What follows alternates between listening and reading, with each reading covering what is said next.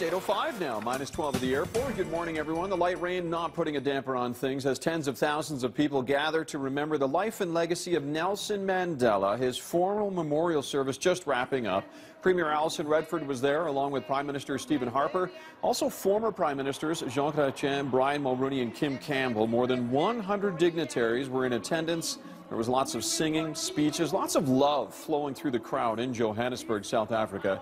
U.S. President Barack Obama eulogizing Mandela, saying he wants to be a better man because of the example Mandela led. After this great liberator is laid to rest, and when we've returned to our cities and villages and rejoined our daily routines, let us search for his strength. Let us search for his largeness of spirit somewhere inside of ourselves.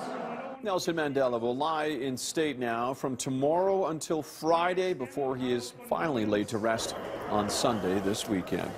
Ukraine's president is being urged to defuse an escalating tension level in Kiev now as protesters and riot police square off again. Now, this is the biggest of 3 weeks of demonstrations. The protests began, of course, after Ukraine backed away from signing an agreement to deepen ties with the European Union. Protesters and opposition groups want Ukraine to break away from Russia's influence. Hundreds of thousands of people gathering in the snow, very cold weather, to try to push the government to sign on with the EU.